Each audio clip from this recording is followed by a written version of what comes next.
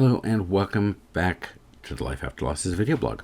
My name is James Lebeck, and for the last 7 weeks we've been discussing the 7 pillars of the purpose framework, which I introduced in my third book, Grief Recovery for Adults. Now that's all done, but at the end of the video I'll add a link back to the first in the episode so that people can watch that series. Right now we're going to delve into inspiring transformation, which is entry number 191. In late 2019, I had the first inkling to start working on Life After Losses. I didn't know what it would be. I didn't know what I was doing or exactly what I wanted, but my first thought was to share my story and to show myself and others that loss doesn't define us and that there's still life to live as long as I'm still breathing. And naively, I thought, if I wrote a book, a nice, inspiring book, I could inspire the masses. I envisioned coaching, which I still offer, and speaking engagements that I could share my story and message of hope and that would reach viral proportions in the world. Unfortunately, the only virus that happened was COVID-19 all over the world, which definitely put a damper on what I wanted to do and what I thought was the direction I was taking. But something else happened during that time. I found that I had time to finish writing. I had time to get the work done. Like many others, I had the time to slow down and reflect on those things that brought joy into my life. And while writing the memoir, I was mired in memories of the past, having visions and recollections of things I'd long forgotten about, while living within the kind of trappings of life itself. I'd forgotten about myself at some point, and those things that brought me joy. And while some may think that it's selfish to do so, I feel doing so allows me the chance to be more selfless. I'm mired again in memories this week as I reflected on 29 years since the death of my first husband. I was also living my life with a dream.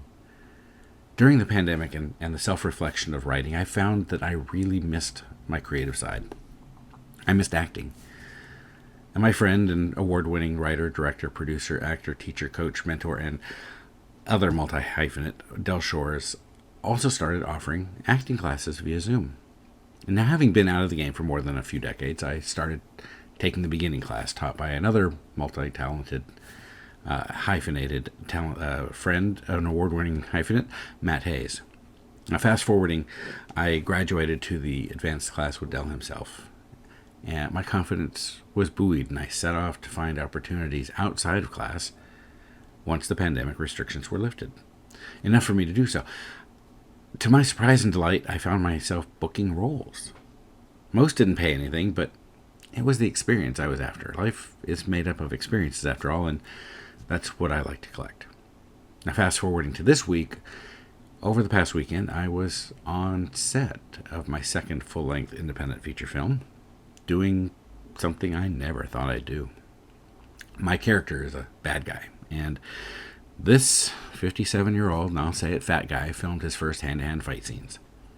That was the most definitely an experience. Now, right about this point, my mom would say, what's that got to do with the price of tea in China? Here's the point. My losses haven't defined me, though they've helped shape me. And I share this story as an illustration that there is indeed life after losses when we're willing to try and step out of our comfort zone.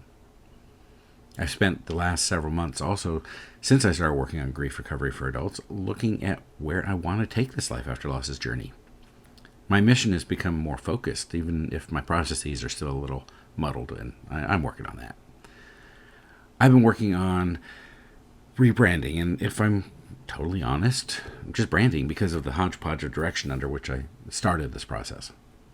I've started working with a new logo and a color scheme as displayed in the banner.